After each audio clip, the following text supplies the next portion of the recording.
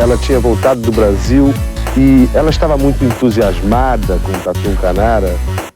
Não sei, isso aí pode ser intuição da mãe, sei lá, de outras crianças conversando, não sei. 10! Nota 10! O senhor vai gostar, hein? Bebê diabo parou o táxi na avenida. Ao vivo é muito pior. Eu sou a Camila Quinção. E eu, Danilo Corsi. E no episódio de hoje, como prometido, vou falar sobre as vedetes brasileiras. Se no meu episódio passado, 2 semanas atrás, eu apresentei para vocês o teatro de revista, hoje vamos falar sobre as vedetonas que fizeram muito sucesso e se meteram em muitos escândalos na história, em especial do Rio de Janeiro. Então vamos ter amantes de presidente, tiros, ciúmes, drama, dança, comédia e, claro, a história de mulheres muito talentosas que dançavam, cantavam, atuavam, desciam de escadas sem olhar os degraus e, em especial, encantavam durante décadas do século XX. Mas antes de eu começar essa história, vamos a um recadinho dos nossos patrocinadores. O primeiro deles é o SiteGuy.dev. Se você quiser colocar no ar um projeto de site institucional, uma lojinha online ou mesmo criar um aplicativo do nada, entre em contato com nossos amigos do SiteGuy. Eles vão ajudar vocês com qualidade incrível e um precinho camarada. Se disser que veio daqui, ganha um desconto extra. SiteGuy.dev.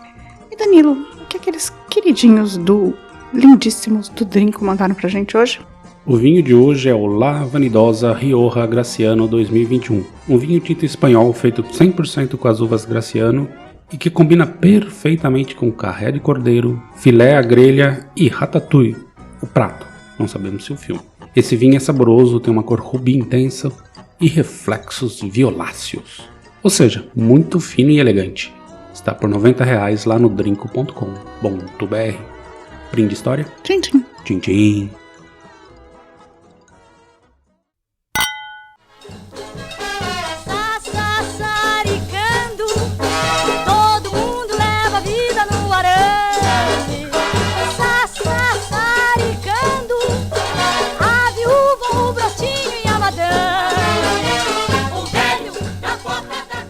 Bem, para começar, já aviso que esse episódio foi inspirado mais uma vez pelos livros de Neide Veneziano. Nesse caso, o livro As Grandes Vedetes do Brasil, que foi lançado pela coleção Aplauso em 2010 pela imprensa oficial.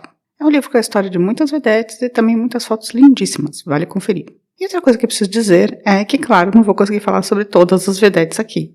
Vou falar sobre o grande trio das vedetes brasileiras, Virgínia Lani, Mara Rubia e Nélia Paula, sobre a Angelita Martinez, porque ela tem um escândalo en passant, e sobre vedetes com histórias divertidas. Lembrando que já temos um episódio sobre Elvira Pagã e sobre a Luz del Fuego, que Leila Diniz, considerada por muitos a última vedete, também tem um episódio, e que algumas personagens como Dercy Gonçalves e Bebi Ferreira, comediantes, atrizes vedete, merecem aqui também seus próprios episódios.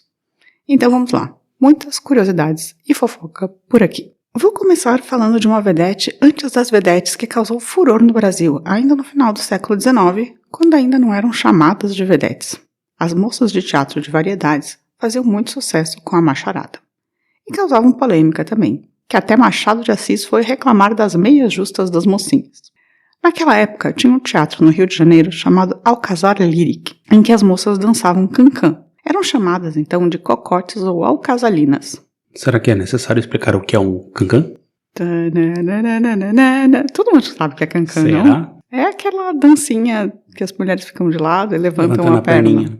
A mais famosa dessas alcazalinas foi uma francesa chamada Aimée. Segundo a descrição, Mademoiselle Aimée era uma mulher provocante, de olhos cintilantes, nariz fino, boca pequena, pernas perfeitas, boa voz e muito inteligente. Ela levava os homens à loucura, e teve até assassinato por causa dela nesse teatro. Ela ficou 4 anos se apresentando no Rio, e quando foi embora, dizem que riquíssima, com mais de 1,5 milhão de francos e joias, as mulheres correram para o porto para dar graças pela partida, num texto da época. Mulheres ajoelhadas, agradecidas pelos céus, padres que voltavam tranquilamente a rezar as suas missas, roceiros que regressavam às suas lavouras, empregados públicos que iam de novo assinar o ponto nas repartições, casais que se reconciliavam, estudantes que prosseguiam os estudos, soldados que se lembravam de seus quartéis. Olha aí. E aí Machado de Assis também se declarou. Ela era uma francesa que em nossa língua se traduzia por amada, tanto nos dicionários como nos corações. Furacão da Copa. E aí você já imaginou todas as mulheres no porto agradecendo porque a mulher foi embora? Devia ser espetacular essa mulher. É a Aimée. A segunda que eu vou falar é a Pepa Ruiz. Pepa era espanhola, mas começou sua carreira no teatro em Portugal. Era conhecida como a Arquigraciosa. Eu amei essa designação, a Arquigraciosa. Por favor, Danilo, agora você vai começar a me chamar de Arquigraciosa?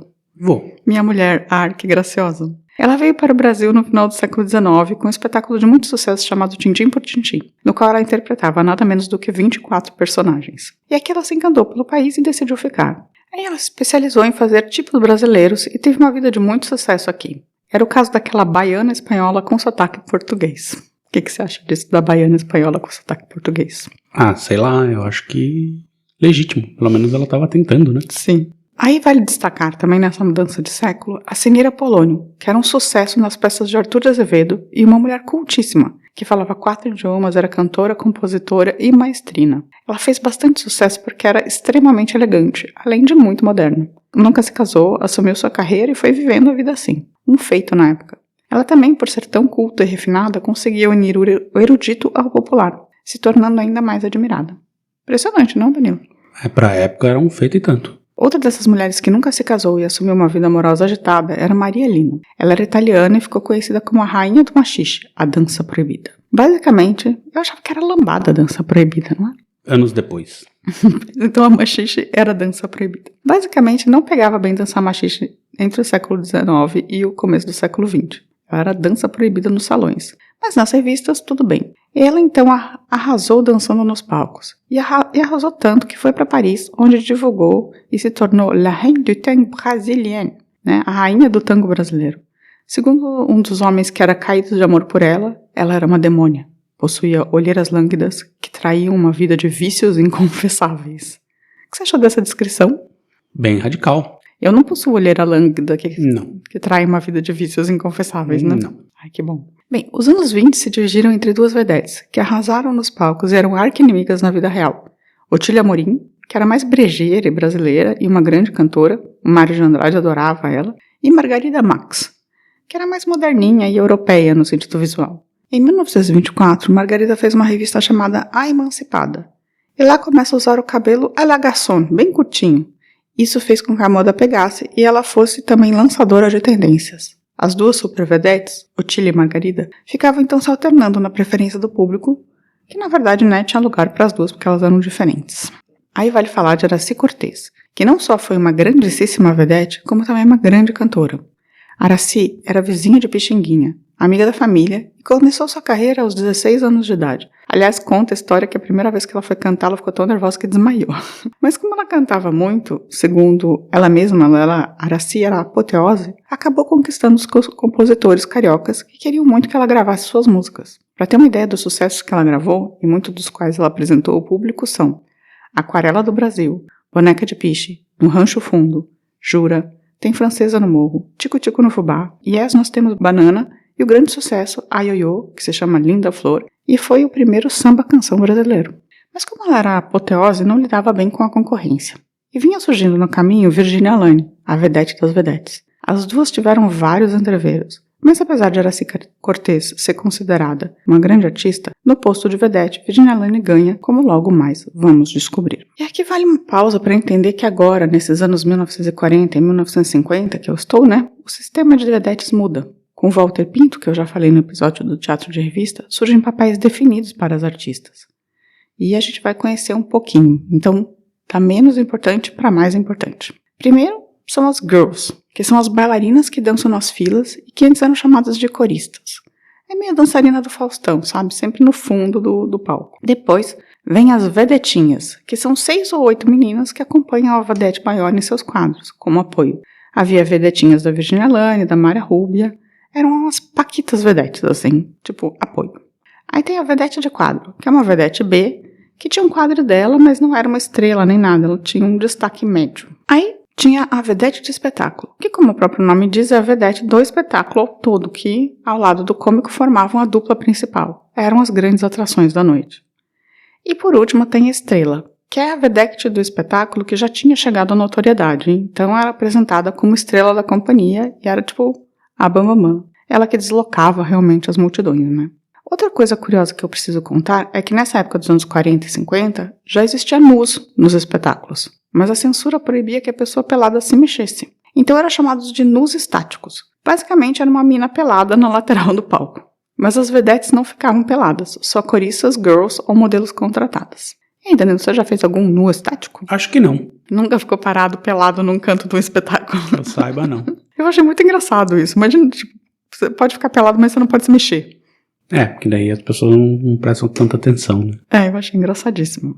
Quem nessa época também tinha um teatro e não só trabalhava como vedete, como também era escritora de revista sob o pseudônimo de Alberto Flores, era Mary Daniel, a mãe do Daniel Filho. Aliás, é engraçado isso porque o Daniel Filho é o sobrenome dele, sabia? Eu não sabia disso. Sabia. O pai chamava Juan Daniel e a mãe Mary Daniel. A filha que ele teve no casamento com outra vedete de sucesso chamada Dorinha Durval, Carla Daniel. Uma outra boa história é da menina Isa Rodrigues, que era conhecida como Shirley Temple brasileira, pois começou a fazer sucesso novíssima, uma vedete mirim. Era filha de atores e cantava e sapateava, e foi considerada uma das primeiras crianças prodígio artísticas do Brasil. Na verdade, por anos ela sustentou os pais, pois era uma super mini estrela, tipo a Maísa dos anos 40. Porém, os pais foram bestas e não aceitaram o convite de Hollywood para ela contracenar com a própria Shirley Temple em um filme. Já imaginou? No final, ela acabou dando uma pausa na carreira para estudar, mas aos 26 voltou aos palcos, com relativo sucesso. Nem perto do que tinha quando era criança, mas algum sucesso. Tipo a Patrícia Marx. Tipo a Patrícia Marx. Tipo a Maísa. Tipo a Maísa. Então, ela era uma maisinha. Agora vamos chegar à primeira da trinca das grandes vedetes, aquelas que moviam multidões. Mara Rubia. Ela era conhecida como Loira Infernal. Nascida no Pará, ela casou com 17 anos, teve 3 filhos, se separou e foi para o Rio com o filho mais velho. Procurando emprego, descobriu que se largasse o emprego que ela tinha de secretária e virasse girl, seu salário seria 1/3 maior, o que permitiria trazer os outros filhos para o Rio. E assim começou a carreira artística dela. Ela foi o maior sex symbol do Brasil nos anos 40 e 50 e fez 8 espetáculos do Walter Pinto como estrela. Junto com Virginia Lane, eram consideradas estrelas de máxima grandeza, em especial por terem feito juntos o espetáculo Eu Quero Essa Saricá, considerado o maior sucesso da história do teatro de revista no Brasil. E ela não parou, também atuou no teatro de comédia, na televisão e no cinema. E por falar em Virginia Lane, vamos lá. A Virginia Lane era minúscula, com um pouco mais de 1,50 m, e por isso inventou as plataformas, para poder dançar e ficar um pouco mais alta. Mas como tinha pernas lindas, ela inventou também o maiô bem cavado para mostrá-lo. Ou seja, era uma garota esperta e fazia dos limões uma limonada. Ela era também dentuça, bem dentuça, mas nada disso impediu essa mulher de ser considerada a mais importante vedete do Brasil, além de ter sido amante oficial de Getúlio Vargas por mais de 15 anos. Corajosa ela, né? Olha ela! No começo, ela era cantora de rádio e crooner, cantando muito em cassinos. Ela sempre foi cantora e ia gravar durante a vida mais de 30 discos.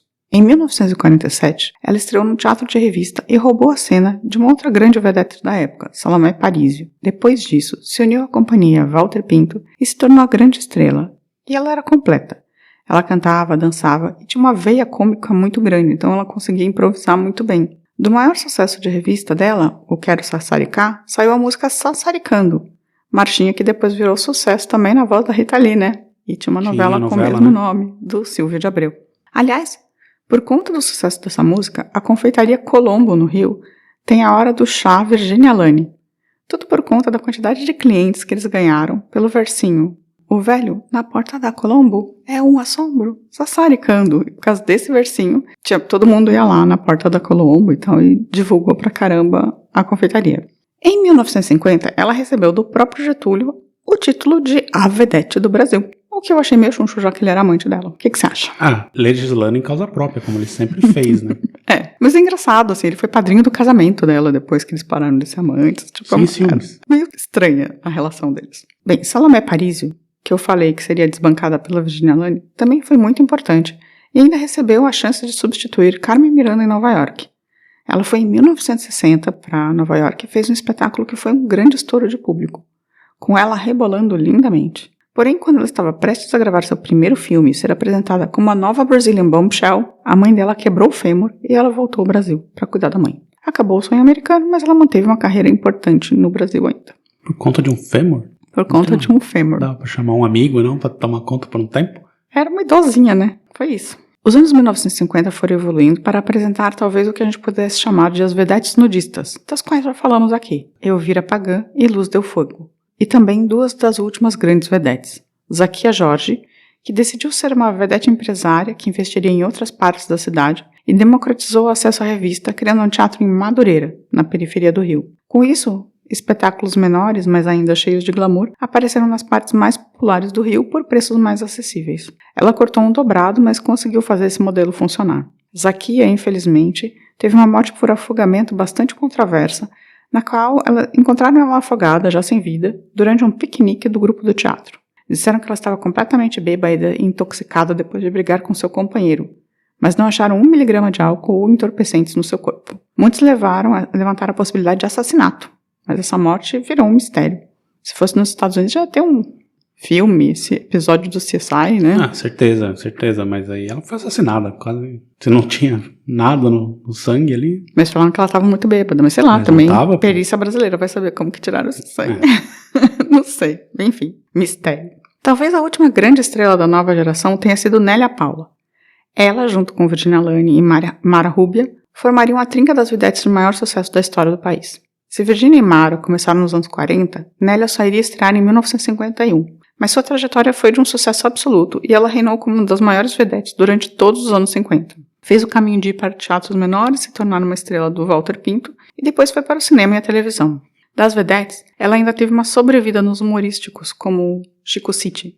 Fez teatro musical e teatro dramático e chegou mesmo a fazer papéis secundários em novelas, como o Roque Santeiro. Seu último papel foi na Escolinha do Professor Raimundo. Ou seja, ela se manteve na relevância por bastante tempo, mesmo depois do final do teatro de revista, no começo dos anos 1960. Ainda vale aqui destacar uma última vedete pelas controvérsias que ela se meteu. Angelita Martinez era conhecida como as coxas mais grossas do Rio de Janeiro. Durante anos foi amante de João Goulart, o popular Jango. Dizem que antes deles se casaram. Eles tinham um relacionamento explosivo, e depois de uma briga, quando ela se recusava a abrir a porta da casa dela para ele descarregou o revólver e abriu a porta no tiro. Isso virou um escândalo sem tamanho, que prontamente tentaram abafar, mas sem muito resultado. Depois de Jango, Angelita teria um romance com outro famoso, Garrincha. Na verdade, Elza Soares, que foi vista como pivô do divórcio do Garrincha, mas ele e Angelita ficaram juntos desde 1958, ou seja, ele não era um ótimo marido e a Elza só surgiu em 62. Mas não só, ela ainda saiu com jogadores de futebol variados e até com Dorival Caymmi. Angelita era viciada em jogo e tudo que ganhava perdia nos cavalos ou no baralho. Mas teve uma vida pra lá de emocionante, né?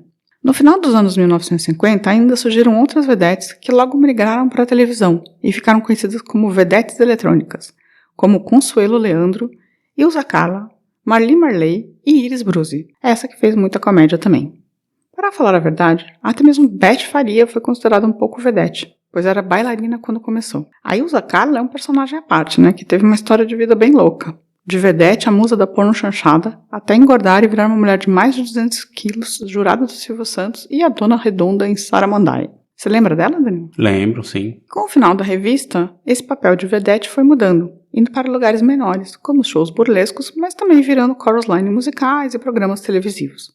E aqui ficamos com as vedetes. Eu não falei da Dercy Gonçalves porque ela merece um episódio só dela, né? Assim como os comediantes que estavam envolvidos diretamente com o teatro de revista, como o Oscarito e o Grande Hotel. Também temos um personagem misterioso, a transformista Ivana, que eu gostaria de pesquisar mais, porque essa história parece bem interessante, mas ainda quero procurar mais para ter um episódio só dessa transformista francesa chamada Ivana, que era um escândalo no Brasil.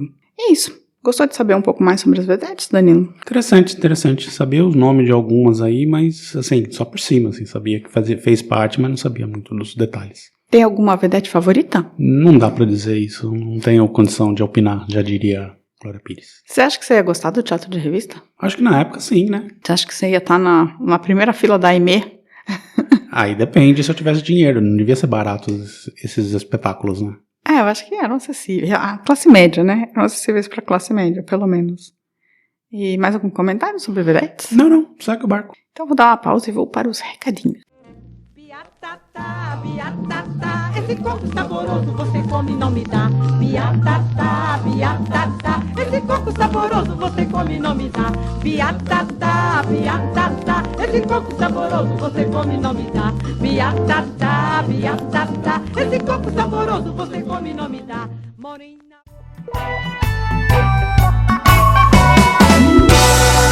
Recadinhos.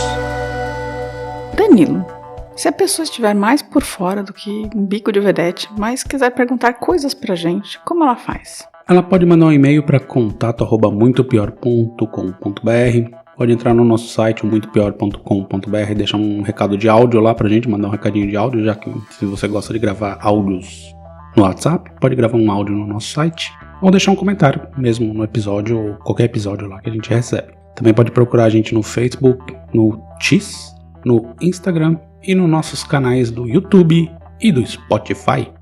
No nosso episódio do Cadê o Amarildo, o Paulo Alves mandou um: polícia no Brasil tem como especialidade moer pobre. Nunca faz isso com playboy ou bandido.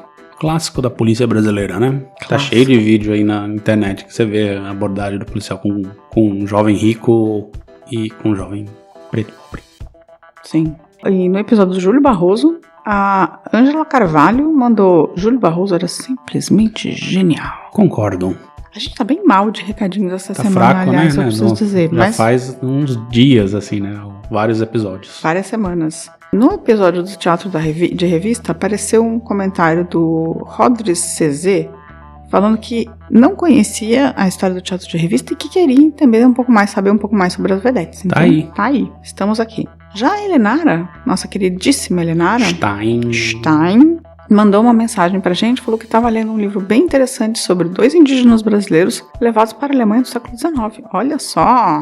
Olha aí. A gente ama esses nossos ouvintes que dão sugestão de pauta. Né? E a Dani Benetti também mandou uma sugestão de pauta sobre uma matéria da BBC de uma adolescente de uma escola Waldorf que desapareceu e foi morta e tal, e tá há 8 anos esse caso sem se descobrir o que aconteceu com essa moça. A polícia não se interessa. Aí, ainda no episódio do Amarildo, temos o comentário do Alessandro Soares falando que abuso policial a gente vê por aqui. E aconteceu um caso aqui no Rio Grande do Sul, há uns 2 anos, de um menino bem jovem. Acharam o corpo em um banhado, mas os policiais acabaram inocentados. Sempre. Não me recordo de nenhum policial que tenha realmente pagado uma pena por qualquer abuso que tenha feito. Não, é verdade, assim, a passação de pano e de mão na cabeça de policial bandido é incrível no Brasil mesmo. A Samantha Costa 31 falou que esse caso é terrível, é um caso absurdamente lamentável. Concordamos. E também a Arkstein, no episódio do Amarido, mandou quantos amaridos somem porque suas vidas não têm valor, nem eles direitos. É revoltante. E esse caso do Amarildo foi assim, acabou coincidindo, porque tava tendo um monte de manifestação no Brasil, então isso acabou chegando na imprensa. Deve ter outros casos aí que ninguém sabe. Ah, sim, todos os dias, assim, a gente é impactado só pelos casos que são muito absurdos de brutalidade policial, tipo, o cara que foi morto dentro com gás dentro do camburão. Da polícia rodoviária. É, aquela outra moça que foi arrastada, né? Sim. Também por fora do carro, então sim. Todas essas crianças que eles atiram lá e matam. É, as crianças, mas assim... Agora mesmo que aconteceu toda aquela polêmica ali no Guarujá, né? Com a polícia matando... morreu um policial, matamos 80. Sim. Mas assim, não acontece nada acontece. E nas curtidas nós temos também gente que não comentou, ou que comentou e também curtiu. A Arx Talentão, Samantha Costa, Michele Casca, Elfinha Alessandro, Marcelo JV, Ricardo Cravo, Lagosta Beach, André Cubinhas, Tom Dupin, Nada Oficial, Caçala e Céfio Souza. E no X, Cláudio Schubart e Fernando Ribeiro, também conhecido como Polaco, curtiram o episódio. Olha aí. Mais alguma coisa, Danilo? Acho que foi isso. Semana foi bem fraco, tem fraco. Mandem mensagem pra gente. A gente tá carente. Olha aí. Eu respondi até o Giancarlo, que aí eu tava devendo pra ele, mas eu respondi e responderei de novo. E é isso. Então, sem mais recados, um beijo, boa semana. Semana que vem estaremos de volta. Tchau, tchau. Tchau, tchau. Ao vivo é muito pior. Esse episódio é um oferecimento de trinco.com.br e siteguy.dev.